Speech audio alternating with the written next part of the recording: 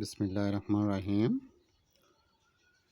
প্রিয় এসএসসি 2026 শিক্ষার্থীর সাধারণ গণিত 11 অধ্যায়ের বীজগণিত সমানুপাত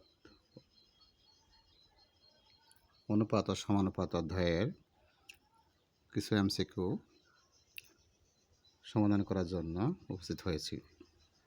দেখো, প্রশ্নে আছে দুইটি সংখ্যার অনুপাত 2:3 এবং তাদের লসাগু 24 হলে সংখ্যা দুটির লসাগু কত? সংখ্যা দুটির গসাগু কত? এটা গসাগু হবো। সংখ্যা দুটির গসাগু কত? দেখো, যখন লসাগু দেওয়া থাকবে তখন অনুপাত দুটির গুণফল দ্বারা ভাগ করবা। তাহলে অনুপাত হচ্ছে 2:3, তার গুণ করলে হবো 3 দোকানে 6। 6 যদি আমরা 24 যদি ভাগ করি, 24কে যদি 6 দ্বারা ভাগ করি তাহলে 24 ভাগ 6, তাহলে 4 6 24, তাহলে উত্তর হবো 4। আশা করি বুঝতে পেরেছ। তাহলে বুঝতে পারছো যে যদি লসাগু মান দেওয়া থাকে তাহলে অনুপাত দুটির গুণফলকে ভাগ করবা, আর গসাগু থাকলে অনুপাত সাথে গুণ করতে হবে। যেমন দেখো, 2 নম্বর অনুপাত দেওয়া আছে 3:4 এবং গসাগু দেওয়া আছে 5।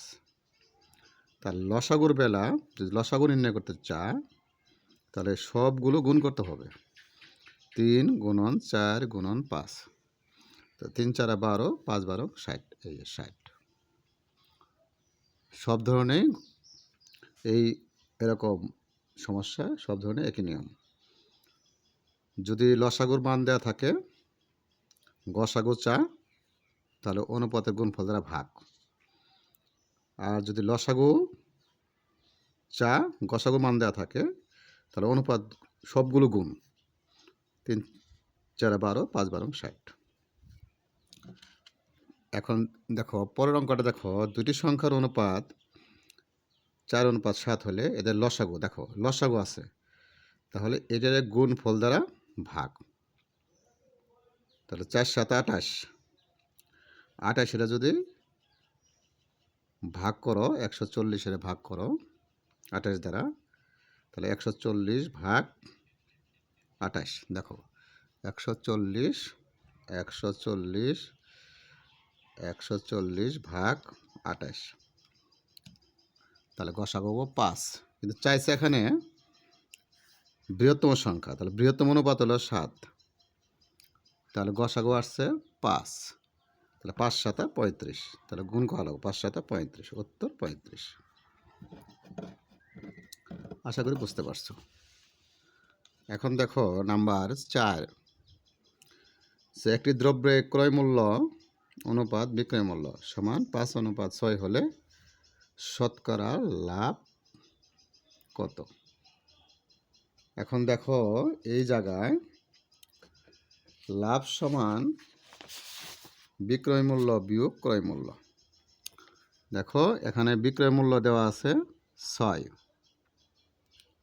ক্রয় মূল্য দেওয়া আছে 5, তাহলে লাভ হবে 6 - 5। তাহলে 6 - 5 থেকে তাহলে লাভ হবে 1 টাকা। তাহলে 6 মাইনাস, তাহলে 6 - 5 সমান 1 টাকা। আর লাভ ক্ষতি সবসময় ক্রয় মূল্য উপর নির্ভর করে, তাহলে লাভ উপরে হলো লাভ, নিচে হলো ক্রয় মূল্য, শতকরা তাহলে 100%, তাহলে 5 20 100, তাহলে 20%, উত্তর হবে 20%। এই দেখো উত্তর 20%। আশা করি বুঝতে পারছো। এখন পরটা দেখো, পরটা হলো যে একটি দ্রব্য এত % ক্ষতিতে বিক্রয় করলে বিক্রয় মূল্য ক্রয় মূল্যের অনুপাত নিয়ে 12.2 মানে 12.5%। ক্ষতি হলে 100 সঙ্গে বিয়োগ, তাহলে 100 সঙ্গে যখন বিয়োগ করো 100 মাইনাস 12.5 হলে 87.5 হবে। তাহলে 87.5 বিক্রয় মূল্য আর ক্রয় মূল্য হলো 100। এখানে চাওয়া হয়েছে বিক্রয় মূল্য ও ক্রয় মূল্যের অনুপাত নির্ণয় করো। তাহলে আমরা এটা যদি আমরা ভাগ করি, দেখো 87.5 ভাগ 100, দেখো 7 অনুপাত, এই দেখো 7/8, তাহলে 7 অনুপাত 8, তাহলে উত্তর হবে 7 অনুপাত 8। এই যে 7 অনুপাত 8। আশা করি বুঝতে পারছো। তারপরে দেখো 25% লাভে ক্রয় মূল্য বিক্রয় মূল্যের অনুপাত নির্ণয় করো। ক্রয় মূল্য সবসময় 100। ক্রয় মূল্য সবসময়, যখন শতকরা থাকবে ক্রয় মূল্য সবসময় 100 টাকা। তাহলে ক্রয় মূল্যটা চাই, অনুপাত চাইছে ক্রয় মূল্য ও বিক্রয় মূল্যের অনুপাত। তাহলে ক্রয় মূল্য সবসময় 100, তাহলে 100, আর 25% লাভ হলে তাহলে 125। তাহলে 20 দিয়ে দিলে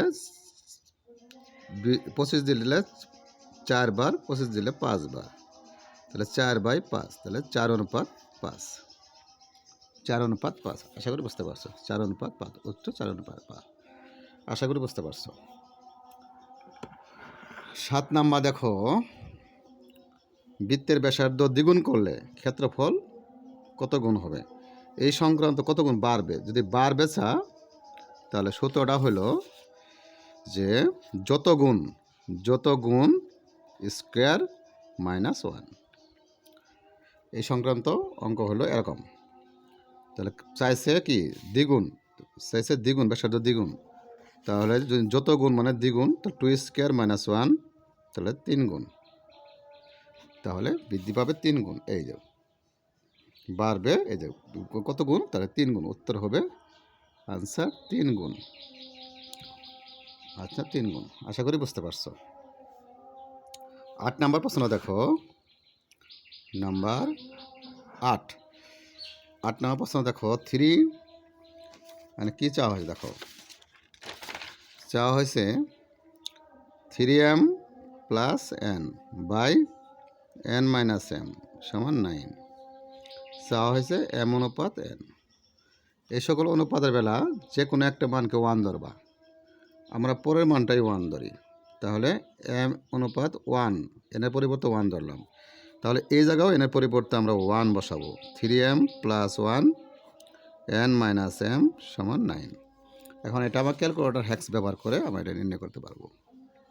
দেখো কি চাইছে 3m, তাহলে 3m এর বেলা এখানে x ব্যবহার করো। 3m + 1 bracket divided 1 - m, 1 - m, এর পরিবর্তে এখানে x ব্যবহার করব, ইকুয়াল 9। তাহলে শিফট ক্যালকুলেট 2 দাও, যে কোনো মান দাও 2, ইকুয়াল দেখো এখানে কি পাইছে 0.666, তাহলে ইকুয়াল দাও। তাহলে এটাকে আমরা ডিভাইডেড করবো, আমার এইচডি দাও, এই দাও এইচডি দিলাম, 2:3। তাহলে এর অনুপাত হবে 2:3। তাহলে এটার এই দেখো আনসার হলো 2:3। আশা করি বুঝতে পেরেছ। তারপর দেখো নাম্বার 9। কি বলছে? দুটি সংখ্যার অনুপাত 3:4, সংখ্যা দুটি সমষ্টি 42। দেখো এটা একটা সহজ নিয়ম। দেখো এখানে অনুপাত দেওয়া আছে 3:4। দেখো 3:4, তাহলে সমষ্টি হলো 42। তাহলে মনে মনে এই 3 আর 4 যোগ করলে 7, এই 7 এই 42-এ ভাগ করবা, তাহলে 6 × 7 = 42। তাহলে এখানে 6 দিয়ে গুণ করবা, তাহলে আমরা অনুপাতগুলো হয়ে যাবে। 3 × 6 = 18, 4 × 6 = 24। দেখো এই দুটো সমষ্টি 42 হবে। তার বৃহত্তম সংখ্যাটি কত যাচ্ছে? বৃহত্তম সংখ্যাটি 24, এই যে 24। আশা করি বুঝতে পারছো। প্রথম কি করবা? তাহলে এই 3 আর 4, এই 3 আর 4 মনে মনে যোগ করবা। 3 আর 4 যোগ করলে 7, 42-এ 7 দিয়ে ভাগ করবা, যা হবে ওই অনুপাতটারে গুণ করবা। গুণ করলেই আমাদের কাঙ্ক্ষিত অনুপাত পাওয়া যাবে। এখন দেখো 10 নম্বর, আখের রসে চিনি ও পানির অনুপাত 3:7। এতে কি পরিমাণ পানি দেবে? 3:7। দেখো 3 বলছে 3:7, যেহেতু শতকরা চাওয়া হয়েছে তাহলে 100, মোট পরিমাণ হলো 100। তাহলে মনে মনে এটা যোগ করবা, যোগ করলে 3 আর 7 যোগ করলে 10 দিয়ে যদি ভাগ করো তাহলে 10 বার, তাহলে এটা 10 দ্বিগুণ করবা। 10 দ্বিগুণ করলে কী হবে দেখো তো, 3 × 10 = 30, 7 × 10 = 70। তাহলে কাছে কি চাইছে চিনি হলো 3 আর পানি হলো 7। এতে কি পরিমাণ চিনি আছে? তাহলে চিনি কত? তো প্রথমটা চিনি, তাহলে চিনি, আর এটা পানি, তাহলে চিনি হলো কত? 30%। এই যে 30%। আশা করি বুঝতে পারছো। 11 নম্বর দেখো, 11 নম্বর অঙ্কটা দেখো আরও সহজ। 11 নম্বর অঙ্কটা দেখো, পিতা ও পুত্রের বয়সের অনুপাত দেওয়া আছে। দেখো পিতা ও পুত্রের বয়সের অনুপাত দেওয়া আছে 8:3। তাদের বয়সের সমষ্টি 55 দাও।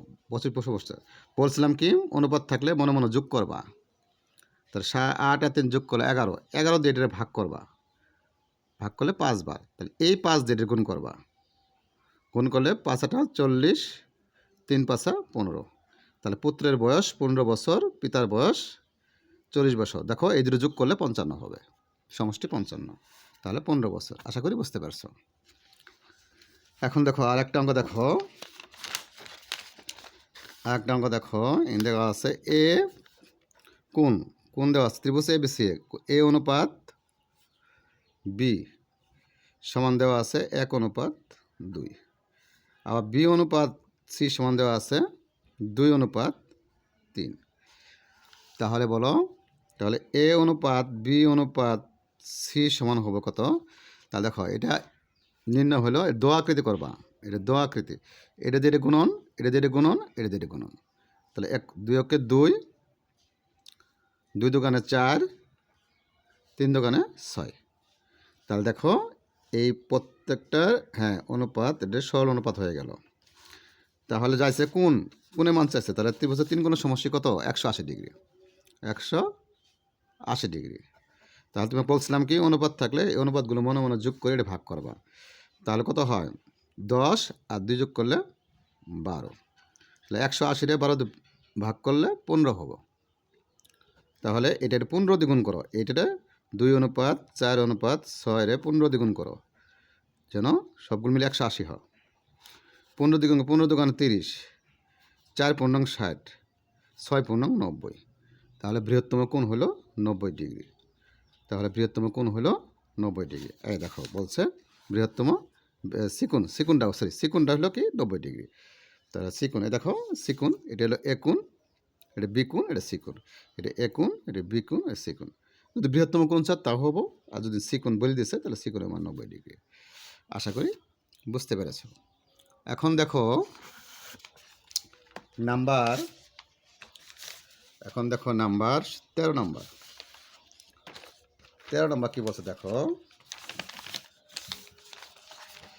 13 নম্বর বলছে দেখো এ অনুপাত বি। দেখো একই অঙ্ক বলছে এ অনুপাত বি সমান 2:3। আবার বলছে বি অনুপাত সি সমান 4:5। তাহলে আমরা সরল অনুপাত বের করবো, এ অনুপাত বি অনুপাত সি। তাই এটা যেটা গুণন, 4 × 2 = 8, 3 × 4 = 12, 3 × 5 = 15।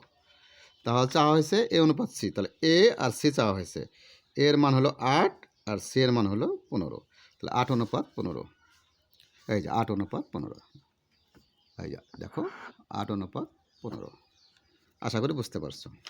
সিমিলারলি এটাও তাই। দেখো 14 নম্বর, যে এ অনুপাত বি সমান 3:4, বি অনুপাত সি সমান 6:7।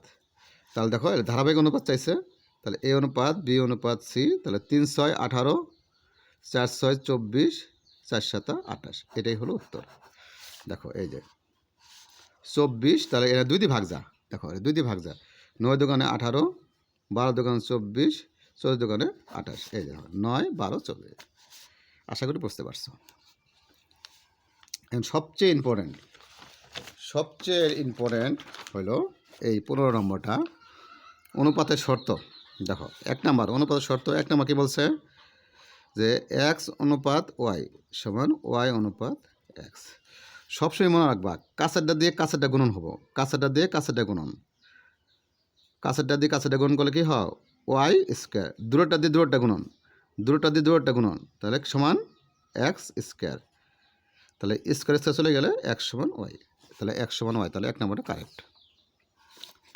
2 নম্বর দেখো, দেখছে এক্স অনুপাত মানে ভাগ ওয়াই বাই এক্স, তাহলে হচ্ছে এক্স প্লাস ওয়াই, তাহলে যোজন করতে বলছে, যোজন, তাহলে এক্স যোজন, নিচেরটা উপরে যোগ, নিচে ওয়াই, তাহলে ও সরি এটা হলো এক্স, এটা M N, M by N, M I N, তাহলে যোজন, তাহলে M plus N by N. তাহলে দেখো এটা আমরা অনুপাত করলে কি হয় এক্স প্লাস ওয়াই অনুপাত ওয়াই, এম প্লাস এন অনুপাত এন। দেখো এটা কারেক্ট। তারপরটা দেখো বলছে কি, দেখো কাছেরটা কাছেরটা গুণন, কাছেরটা দিয়ে কাছেরটা গুণন, তাহলে কাছেরটা দিয়ে কাছেরটা গুণ করলে কত হবে, এটা গুণ করো, গুণ করলে ওয়াই জেড, আর দূরটা দিয়ে দূরটা গুণন, দূরটা গুণ কি হয় এক্স দিয়ে পি আর পি এক্স, এই দেখো ওয়াই জেড পি এক্স, তাহলে এটাও কারেক্ট। আশা করি বুঝতে পারছো। এখন দেখো সবচেয়ে ইম্পর্ট্যান্ট, দেখো এখানে একটি কলমের প্রকৃত মূল্যের 20% কমিশন দেয়। 20% কমিশন না মানে কি, 100 টাকা যদি মূল্য থাকে তাহলে 20 টাকা কমিশন দেয়, তাহলে বিক্রয় মূল্য কত, বিক্রয় মূল্য 80 টাকা, তাহলে বিক্রয় মূল্য 80 টাকা, 80 টাকা। তাহলে দেখো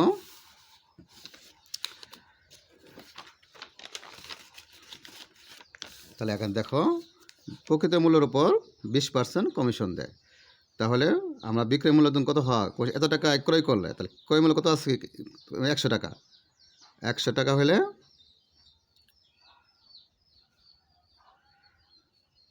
একটি কলমে প্রকৃত মূল্য 20% কমিশন দেয়, তাহলে প্রকৃত মূল্য যেহেতু পার্সেন্ট আছে তাহলে 100 টাকা এই মূল্যটা ধার্য ছিল, এখানে 20 টাকা কমিশন দেওয়া হয়েছে, তাহলে হলো কত 80 টাকা, 80 টাকা।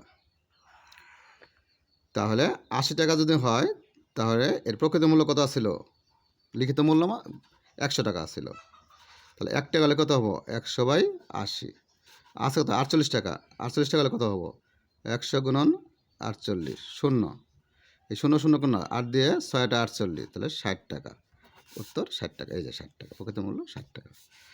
আশা করি বুঝতে পেরেছো, অনেক ধন্যবাদ।